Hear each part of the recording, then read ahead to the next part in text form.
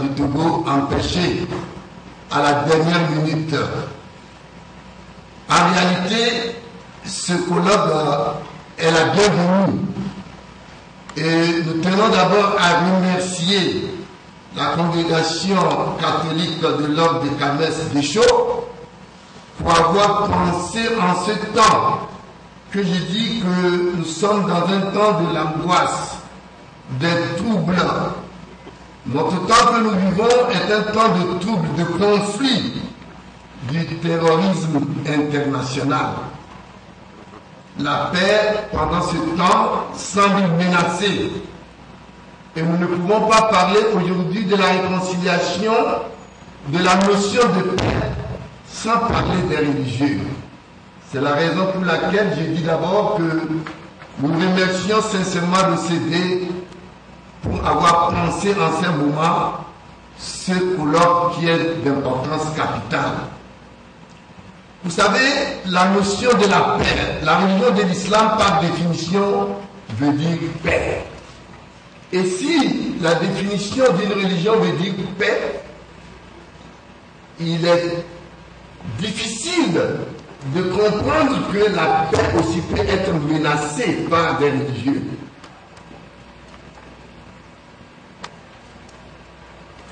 Le Coran nous dit que à la zikrillah tatma'innul qulub, aucun esprit n'aura de tranquillité que si ce n'est que dans le rappel de Dieu. Et si cela est ainsi, la paix qui semble être aujourd'hui menacée partout en Afrique doit trouver une solution par des religieux. Et c'est déjà ce que fait le CD, que je tiens encore une fois, comme je l'ai dit, à remercier. Dans les solutions de la paix et de la réconciliation, la première des choses que nous souhaiterons est ce que nous appelons le dialogue interreligieux. Car Dieu nous dit, si Dieu avait voulu, il vous aurait fait une seule communauté. Mais c'est pour vous éprouver qu'il vous a fait en plusieurs religions. Surpassez-vous dans de bonnes actions. Cette notion de paix qui est menacée aujourd'hui, je le disais tantôt, doit trouver des solutions par des religieux que nous sommes. D'abord, pour les musulmans, il est temps que les responsables religieux puissent comprendre qu'il y a ce que nous appelons une instrumentalisation de notre religion, de l'islam. L'islam est instrumentalisé car il y a certaines personnes que nous appelons des naïfs religieux. Et un naïf religieux peut être politiquement instrumentalisé. Et c'est ce qui se passe aujourd'hui avec beaucoup de conflits, de terrorisme qu'on voit un peu du côté des musulmans, des ignorants, des testeurs de l'islam prétendent diriger la communauté musulmane tout en invitant des gens à la violence, au terrorisme bien organisé. Et parmi les solutions du côté des musulmans, c'est que nous devons avoir le courage en tant que musulmans de se dire la vérité. Les responsables ont échoué quelque part. Parmi les échecs, c'est que l'éducation islamique de notre temps doit être revue, car c'est une éducation de bachotage. Répète simplement ce que j'ai dit. Il n'y a pas d'autocritique. Il faut une éducation adaptée à notre temps de la science et de la technologie. Et le monde aujourd'hui doit comprendre que sans la justice, la paix sera toujours menacée.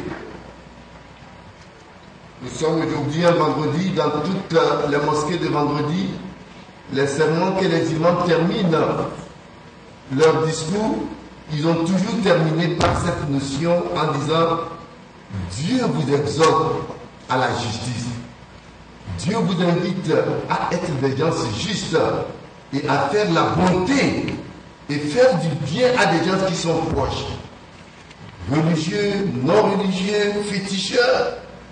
La religion vous demande de faire du bien à tous ces gens-là et éviter tout ce qui serait la turpitude. Et ce qu'on vous fait, vous ne serez pas content, ne le faites pas à autrui. Et la persistance dans le refus de réconcilier, Dieu refuse ça en tant que croyant. Le musulman doit comprendre que le temps que nous vivons, nous sommes à un monde de globalisation. Si certains prônent un système économique, c'est vrai, parce que du côté des musulmans, ceux qui prônent aujourd'hui la violence, le terrorisme, ils disent qu'ils sont en train d'appliquer la charia.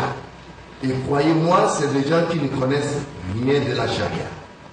Et c'est des drogués, c'est des gens instrumentalisés qui n'ont aucune notion de cette qu'ils prétendent défendre.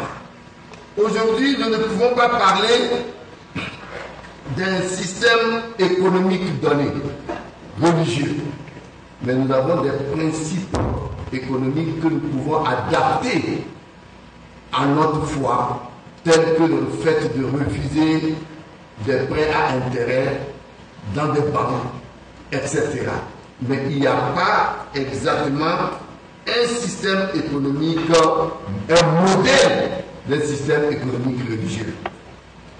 Et les musulmans doivent comprendre aujourd'hui qu'il est temps de réouvrir les portes de l'Ijtihad, parce que Dieu dit dans le Saint-Coran, Inna Allah la yughayyiru ma biqawmin hatta yughayyiru ma bi anfusihim.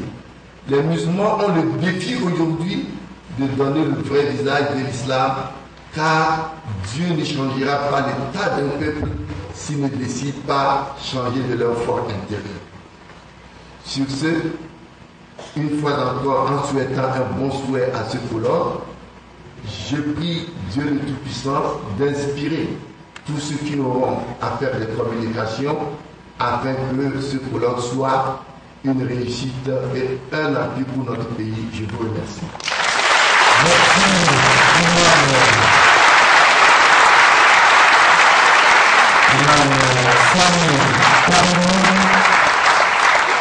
L'intervention quand même qui mérite encore des applaudissements.